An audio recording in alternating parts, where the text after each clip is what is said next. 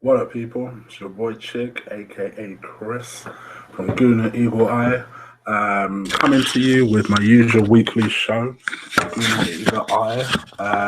As you guys know, usually do this every Wednesday about 9:30.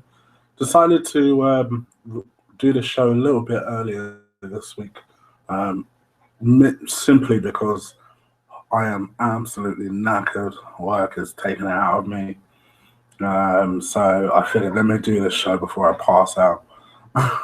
So I'd like to extend my thank yous again to Robbie Richmond and Mr. On the Madness himself, Stal, for joining me in my last show.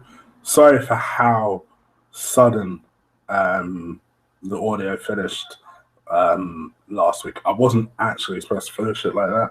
I was supposed to at least sign off with you guys and kind of just let the other two go while I do a little sign off. But it looks like my internet just freaked out and essentially I wasn't able to do my sign off. So apologies for that. But hey, that's live podcasting, I guess. But yeah, essentially it was nice to have them on. I always like getting different perspectives, you know. I think more often than not, as Arsenal fans, we're often accused of looking through kind of Arsenal bias type goggles, if you like, about our own team and our own perspective in terms of what we need. And it's interesting to get other people's opinions just generally about the way they see us as a team, as a side. Find it interesting, I guess, that the common consensus was that particularly from Stel, who is pretty adamant about the fact that he didn't feel like Coquelin was a very good player. Stel, if you're listening to this, I already had feedback from that, particularly to my YouTube inbox. I didn't even know YouTube had an inbox until that comment. You riled up a lot of people with that one. And the fact that they didn't feel like we had a player to complement Xhaka, well, I guess time will tell, particularly when we open against Liverpool, Robbie? Um, I don't know. I think it was interesting. It was good. Really for me to get a different perspective. Um, but yeah, I guess for now, let's crack on with the solo show. I decided to do a bit of an early preview show. I would normally have saved it until next week, but I go to Manchester for work next week. Oh no, and may clash with the normal show time. So I just want to make sure that I give in some sort of thoughts so that if episode 5 comes out a bit belatedly or even not at all next week, may even give it a miss. I'll let you know on Twitter. So any of you guys that are listening to this and thinking, well, how can I find out when episode 5 comes out? Go on Twitter, because I know half of you guys have Twitter by now. I resisted Twitter for a long time. So if an old man like me can get Twitter, you guys definitely don't have an excuse. So get your ass on Twitter and follow me at Colossal Chig, Chig, Colossal, all one word, Chig, and follow me on there. And I'll let you guys know exactly when I'll put out an episode next week. But for now, I thought I'd give you a little preview in terms of the season, my general thoughts about my general thoughts about the transfer activity going on at Man City, and as well as our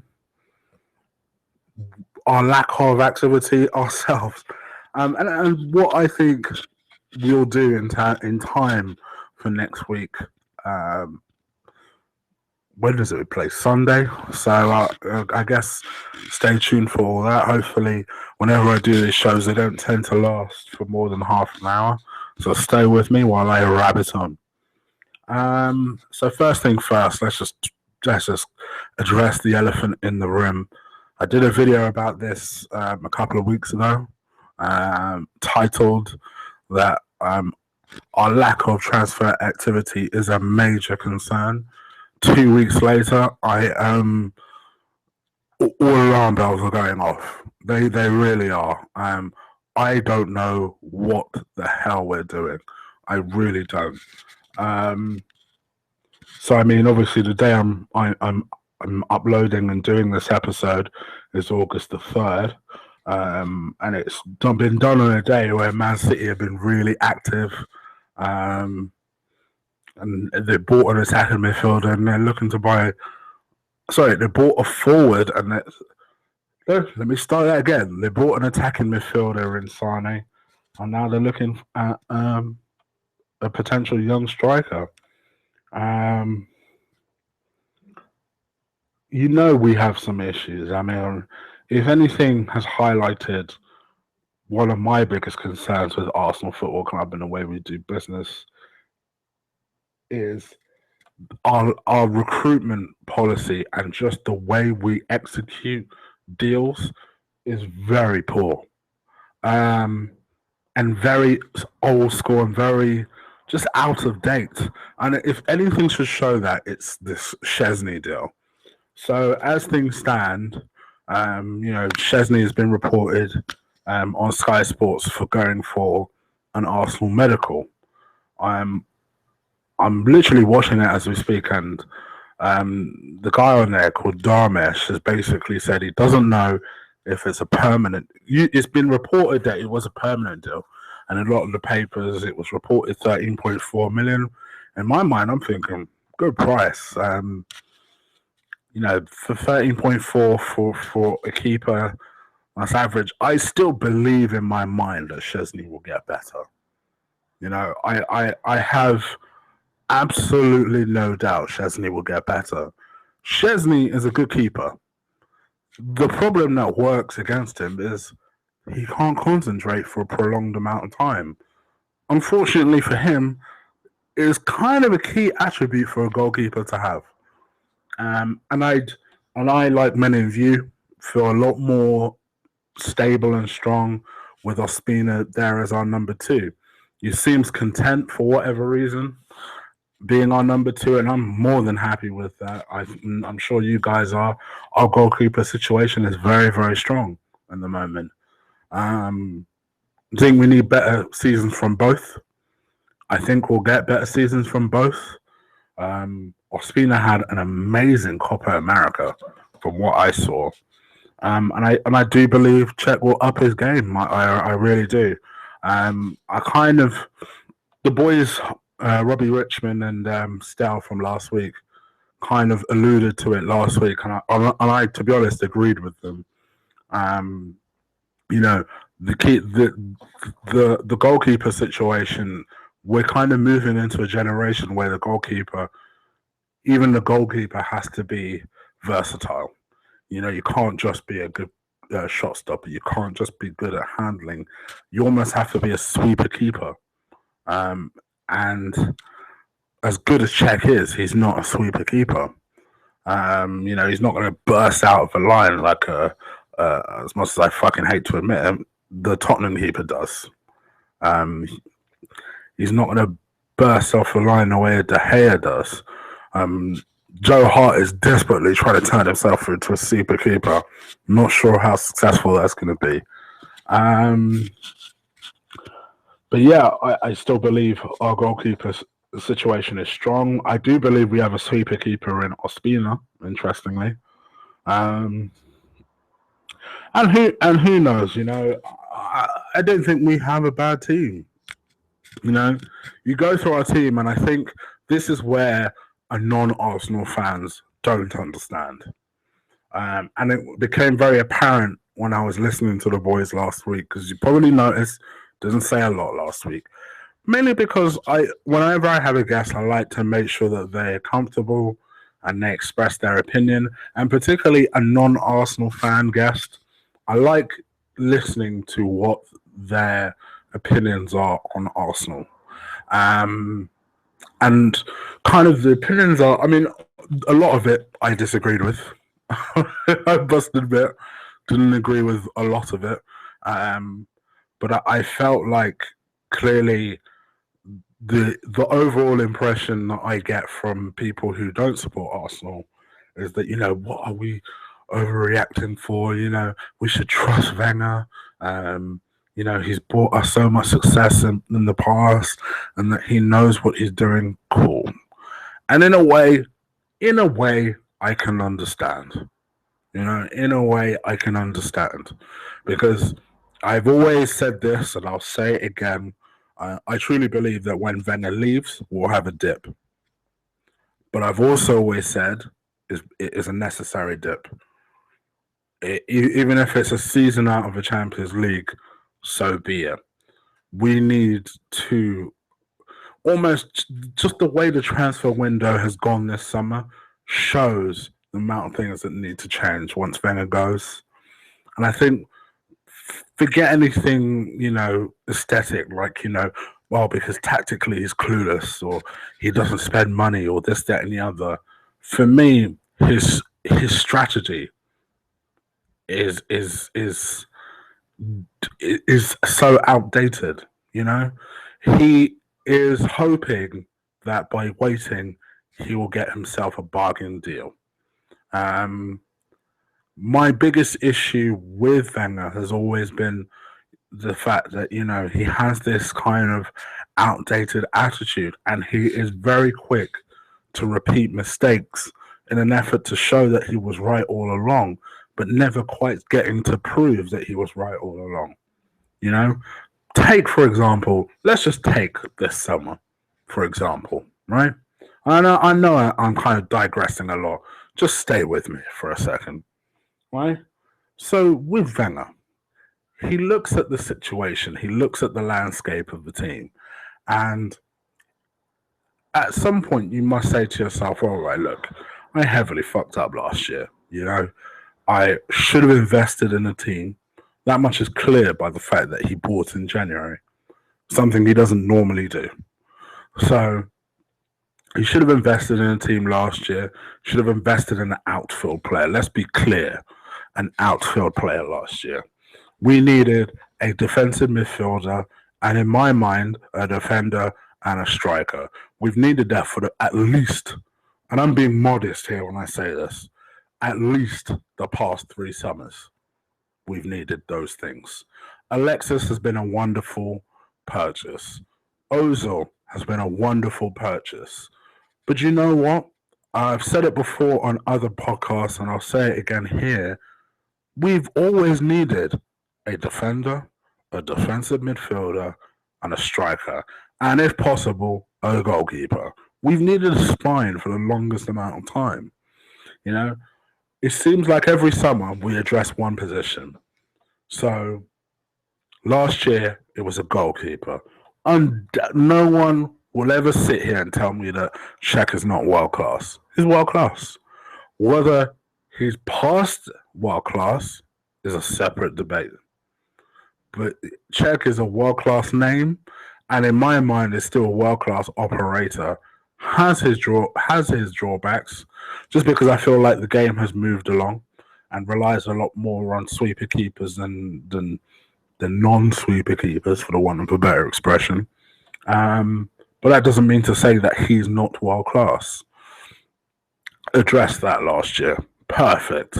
This year, nice and early, almost very similar to the Czech situation.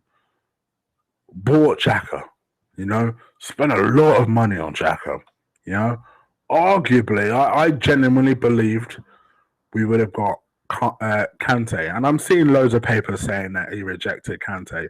Listen, at no point did I honestly believe we were in for Kante. So how can you be rejected by a player when we weren't even in for him?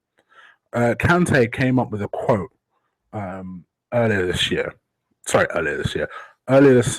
last week actually, and he said that he honestly believed that he was going to Arsenal until he ended up signing for Chelsea, which for me is pretty evident of the type of strategy that Wenger had. So for him to say, you know what, I won't spend 32 million on a proven Premier League player, but rather he would spend 34 million on a player who's not been in the Premier League before, however, has clearly got some sort of pedigree, has clearly had a lot about him. And, you know, I don't buy this kind of Neil Lennon comparison of, oh, you know, he reminds me of Charlie Adam. I think that's nonsense. I think that's just another person bashing Arsenal because it's fashionable in the media to bash Arsenal. And yeah, I know it makes you sound like a victim as an Arsenal fan, but it happens a lot. It does happen a lot. So those two positions were addressed nice and early, nice and quickly. And then nothing happened in either of those situations. All right, cool. We still got a long way till the 31st, but a relatively short wait until next week. I don't understand this refusal to do your business early, to have these players on board from the moment that you get them so they can be integrated into the team quickly, so that they can have a pre-season, so that someone like an Ozil, Santi, or let's face it, our past masters in the team, for the want of a better expression, can have time to understand their movement, understand the kind of pockets of space they like to typically find in order for them to score. Why on earth would you not want that sense of relationship? You would think Wenger would be high on something like that. That kind of relationship, that kind of understanding, that team bonding, that team element, that, to use a Wenger word, that team mentality.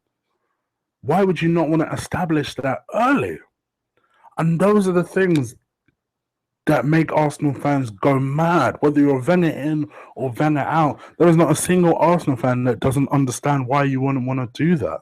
Why would you want to continue every single season waiting? I don't go into a shop if I want to buy milk, see that it's, let's just say, £1.05.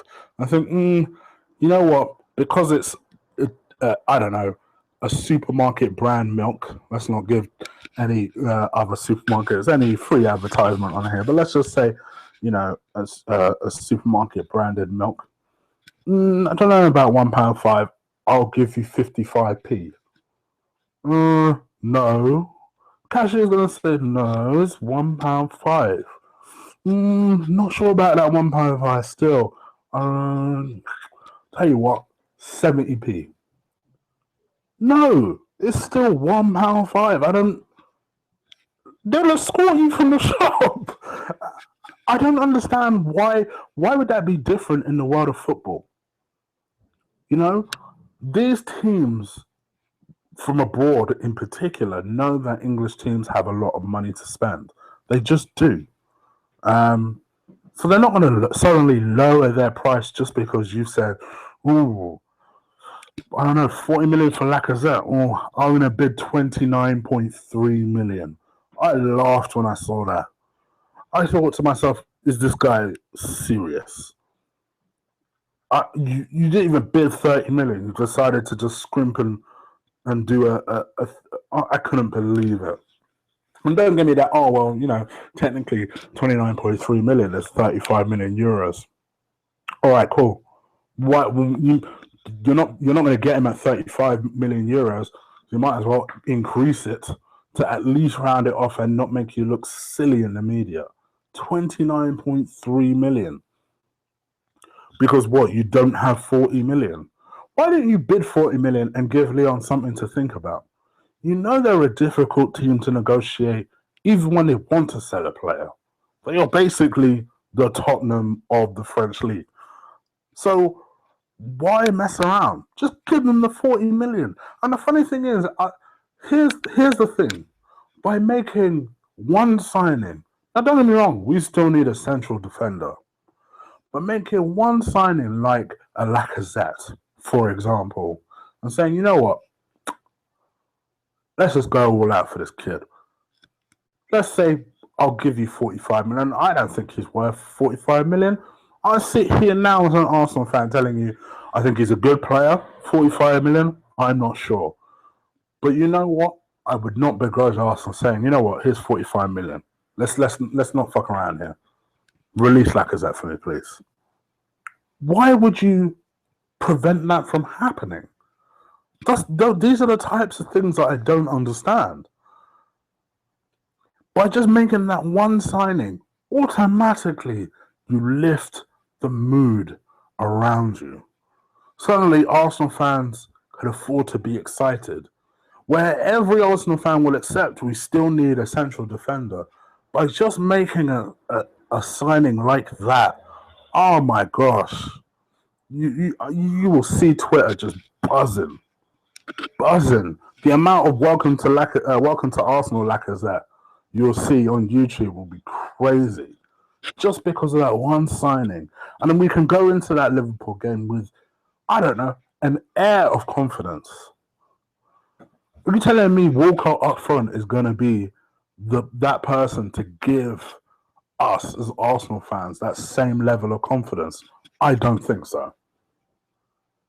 As much as I think Chuba Akpom is gonna come good, and I truly believe that, I think he will come good in spite of his season at Hull last year. I think he'll come good.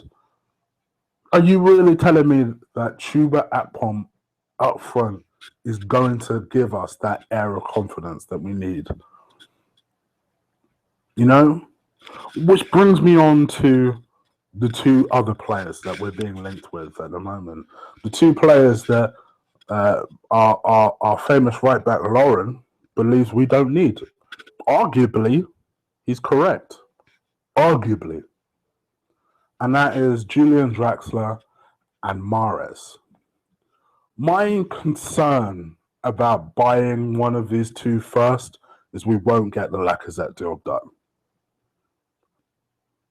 That is my concern. It's always been my concern. Wenger likes a project, man. He likes a project. He likes the idea just as much as getting a cheap buy. One thing he does like is creating something. And for the longest time, I've said for a long time, he wants Draxler not as a winger. I'll tell you that now. He wants Draxler as a striker. He sees Draxler as a Van Persie type. And if anyone has seen Draxler play, I can completely understand why he believes that Draxler could make that transition. Very good technical player. Almost Kevin De Bruyne-ish in his movement. He's very, very good. Hell of a shot on him. Very talented player, but is often injury prone, so I guess he'll fit right in. Very, very good player, and I can understand why he sees him as a Van Persie type. I hate saying that name, but just bear with me. I can see why. But is he something we need for 55 million? That's my concern. Because if we spend 55 million, there ain't no way in hell we're buying Lacazette on top of that. You must be tripping. No way in hell. I had my doubts about the Mahrez deal, personally.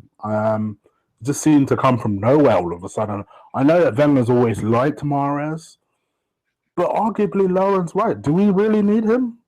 When you think about who we have on the wing, whether you believe they're good enough or not, just think for a second the way I think Wenger would think about it. You know, he likes Walcott. He likes Ox. He quite rightly rates oh my gosh, my brain. My Nigerian brother, Iwobi. We have a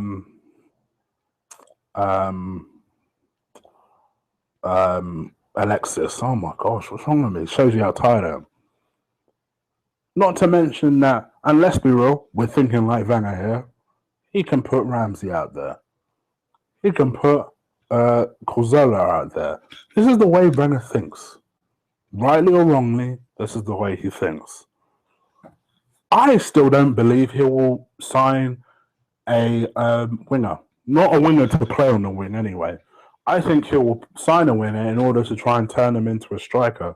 Again, rightly or wrongly. I can honestly see him doing that.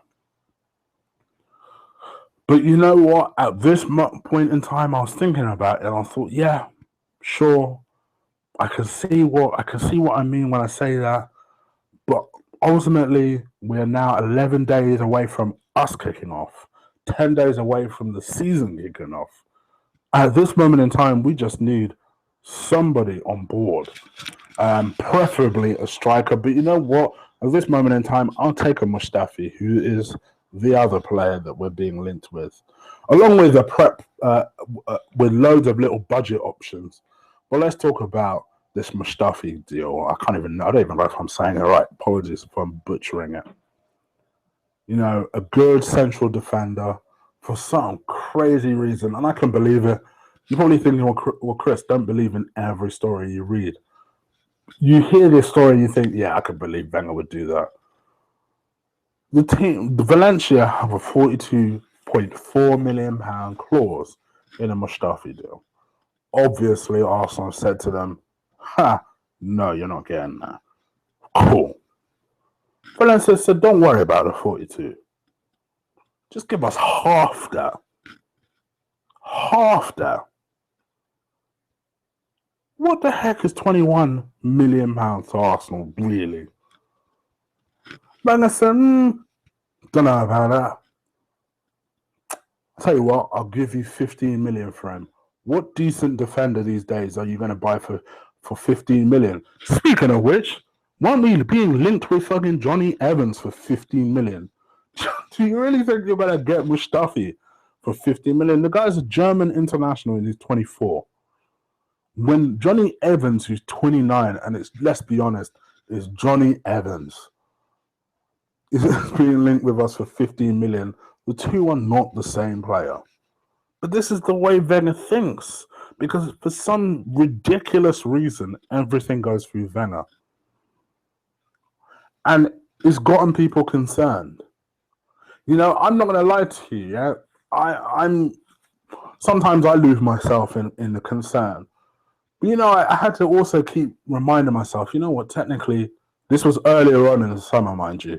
Technically, the transfer window ain't open. Technically, the transfer window ain't open. And that was before January. That was when all this Jamie Vardy stuff was happening, right? And you saw teams left, right, and centre signing people, and you thought to yourself, all right, let's calm down here. Transfer window isn't open. Damn season starts next week. The season actually starts next week. And the only person we have to show for it, who, by the way, can jump in a team now, mind you, is Xhaka. In fact, we're so depleted in the back that a prospect, someone who I'm sure Wenger thought, you know what, I'll build this guy up. I'll build him up because I see him to be someone who I think will replace Koscielny, or at least I think that's the way Wenger is looking at it.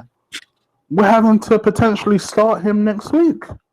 I think he'll still manage to try and draft Gabriel in there. Or I think he would much rather play Coquelin there if worse came to worse. But that is what we're looking at. That is potentially the problems we're looking at right now. Because Wenger won't do what is necessary early on and expose the youngsters earlier than necessary. That's exactly what happened with Chambers. And if anything, they lose their confidence and they start their ability inevitably falls. That's exactly what has happened with Chambers. I still think Chambers will come good. I think potentially you're looking at our future central defence with Chambers and Holding, potentially. I just wish that Wenger would do something right and say, you know what, forget this. You know, let's just say it's his last season. I'm not saying it necessarily will be. I'm not trying to predict nothing. But let's just say it's his last season. Why not say to the board, you know what, Star, I've earned this. Because let's face it, he runs that board. Give me the money I need. I guarantee you I'll get you that Premier League title. And if he doesn't, he goes off into the sunset anyway. Just like Ferguson did. When they wanted Van Persie, he didn't mess around. He was just like, you know what? Give me that 24 million. I'll get you that title. And if you didn't, he was off into the sunset. Either way, it made sense. And those are the things that I can't understand. Those are the reasons why my sympathy for Wenger gets less and less and less through every single day that I have to Google Arsenal transfer news and see nothing. These are the frustrations I have as an Arsenal fan, and these are the frustrations that every Arsenal fan has. So you go into the season opener against Liverpool. Let's face it, there are a number of key games we have as Arsenal fans. I would say over the course of a season, when we play 38 times, we probably have 16 key features. This is one of them. Let's face it, this is one of them. And I don't know what we're going to do because we're probably going to have to potentially start Theo up front. We're probably going to have to start a half-fit Alexis on the left or right. Probably Iwobi will start with Xhaka and potentially Ramsey. I could see that being our starting lineup. Probably Corzola plays as a number 10. I would potentially play Corzola deeper and play Ramsey there. Ramsey, to be fair to him, and I'm a big critic of Ramsey, played very well in that number 10 slot for Wales. So let's give him another shot there. And I don't know, try and contain Liverpool as much as possible, who, let's face it, are going to be bang up for it. They're going to be pressing us from the get-go because that's just the way Klopp teams play. And that's going to be a difficult game. In all honesty, a draw will be a decent result. But I do worry for us. As per usual, I think we'll probably end up... I think Steller's right when he says that, you know, he believes that Wenger will surprise people and bring in a size. I think it will happen before the transfer window. I think we will get a striker or a attacking player. Let's put it that way. Spend a lot of money on him. And it probably won't be Lacazette. It should be Lacazette. I want it to be Lacazette. I desperately hope I'm wrong and that it is Lacazette. I just think, for whatever reason, Wenger does not seem to like Lacazette. And for that reason, I honestly believe he will overlook Lacazette. And I think he's more likely to get Draxler. You know, I think Draxler has said that he prefers to go to Arsenal over Juventus, which makes a change to hear that a player wants to come to us over another team. So I think Wenger will be encouraged by that. I'm not going to lie to you.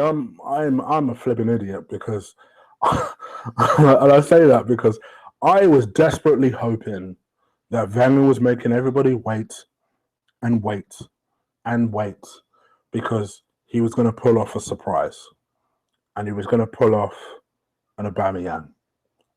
I know, let the ridicule start, but I truly thought that for him to be like, you know what, we need to play poker. And then hearing that Aubameyang came out and said, well, I didn't necessarily say if I leave Dortmund, the only place I'd go to is Madrid. I thought, wait, could it be? Because both of those quotes came out last week. And I was like, and I've lied. I've lost hope with that, to be honest. So I guess we're just at the point now where we just have to just sit tight as Arsenal fans, and it's kind of same old, same old. You know, we'll get the players we require probably too late. Let's hope we're not waiting 6 months before Wenger thinks, oh, maybe it might be an idea to get a striker. Because I wouldn't put it past them after last year. And as for the way the season pans out, I think it really does depend on if we get that striker in the summer or if we get them in January. If we get them in the summer and get that defender, get that striker, depending on the striker, I think if it's a Lacazette, we could make a decent go of this league. I really believe our squad is good enough. I think if it's a project like a Draxler, fourth is what we're looking at. I'm sorry to say it. I think we'll see better seasons from Ox and he'll justify my personal faith in him. I've always said that I'd rather sell Theo than I would Ox. I think Ox has had a bad couple of years, but I believe his talent is there, and I think he's had a good preseason.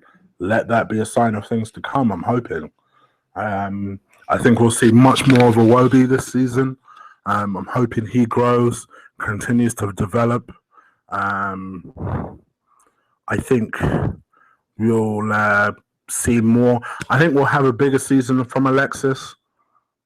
Again, I'm sorry to be so brutal, but let's just call a spade a spade. Probably potentially try and put himself in the shop window for next summer when we inevitably fail. And I think we'll probably see a good season out of him. I think we'll see more of the same from our magician Ozil. And I think probably the potential surprise of the season might be a Chambers. I really do. I was convinced that he would go on loan, particularly when he was being talked about by Watford. I thought to myself, okay, yeah, I can see that Watford deal happening. Watford are a decent team. They've got an experienced manager now. Never mind their managerial situation generally. Who gives a fuck? You know, he's just going there on loan. So he can literally ply his trade in a decent team in the Premier League. Doesn't have to move. Could be a good call. Obviously, with Mertesack's injury now, that's not happening. So I think he'll have no other option but to really show himself to be the capable player that I think he will be. I think long term, you're looking at Mertesack's replacement in Chambers. I think you'll see a better season from Czech. I think you'll have more of a save from Maspina. I think you'll see Gibbs really pushing Monreal this year. Our right back situation will be interesting, given that it doesn't look like Debussy has left yet, which I'm a bit surprised about. I mean, unless Wenger is clever enough to say to himself, look, we've got Jenkinson with us. Stay until January. I'll sell you, I promise. Just help us out until January, and I'll let you go. I'll personally let you go. But, you know, it's possible, but then again, maybe not. So, yeah, our squad is so awesome. What I personally love, without trying to be greedy, so if I take out my dream of an Aubameyang, what I personally love, and that might cost us maybe 120 million. Supposedly, we had a summer budget of 100 million, which for a team like Arsenal is ridiculous. But apparently, the board has said to Wenger, you need anything, we'll get it for you. And I believe he has that sort of like club, you know, that kind of autonomy where he could just be like, you know what, I need this dough. And I think they'll back him. My honest dream would be to have a Draxler or a Mahrez, just because, fuck it, why not? Quality is quality, even if you don't necessarily need that quality. A Lacazette, because I think even if he has similar stats to Giroud last season anyway, he's a different type of striker to Giroud, which is ultimately is what I've heard people crying out for. Well, there you go. He's a different striker to Giroud. So surely that makes more sense. And then this defender, Mustafi. You know, if let's just say Draxler costs, I can't see us paying 55 million for Draxler, but let's say it costs 50 million. You got Lacazette that costs 40, and then Mustafi that costs like a 25. Then let's go. Let's do it. I think with that team, Ozil up and running, Giroud up and running as a backup, Alexis up and running, maybe, just maybe, we can at least ask a question of City and of United, because if we don't buy these players, I honestly, I think man, it's there for Man United to win. And as much as I hate Jose, and as much as I hate United, I so badly hope that doesn't happen. Um, so anyway, that's my kind of season review and my thoughts about how I believe Arsenal will do. Um, as I said to you guys earlier, I've done this video just because I'm not entirely sure if I'll do a show next week. So I thought ahead of the season starting, let me make sure I get my thoughts in place now. But yeah, I mean, I'll keep an eye on the transfer window. I might do a smaller show next week, kind of just, I don't know, if by some miracle we made some sort of signing, I guess I'll talk about that a little bit more next week. But it'll probably be a short show next week. And then we go back to normal, reviewing games. You'll go back to 2 shows a week because I'll be going from reviewing games to doing an actual show. So, yeah, do stay tuned. A lot of material to come from me. But yeah, just comment. Let me know what you think about Arsenal season. I know I've made this really transfer window heavy, but let's face it, you know, it's hard to be optimistic about an Arsenal team without talking about transfer windows, because so often I'm getting sick. I don't know about you guys. I'm getting sick as an Arsenal fan of saying we're only 2 or 3 signings away. And I'm damn sure sick of hearing pundits and me. How can everybody be wrong? That's why how can everybody be wrong? But yeah, so sorry if it is coming across really negative. But yeah, do let me know, comment. Let me know what you think about Arsenal season, where you think we'll end up. Yeah, I guess I'll leave you guys to it. Do subscribe below. If you look below this video feed, you'll see subscribe. Hit that. Spread the word. Reach out to people if you want to hear me interview them. I'm trying to see if I can reach out to people like DT and Mems, who I occasionally talk to on Twitter. So I'll let you guys know exactly when those things happen, if they happen. But yeah, I'll have to reach out to them first before I can do that. But yeah, do comment, subscribe, follow me on Twitter at ColossalChig, and thank you guys for listening. Sorry for my babbling. It's probably been longer than the half an hour I stated, so sorry about that. All right, people, take care. Peace. Up the Arsenal.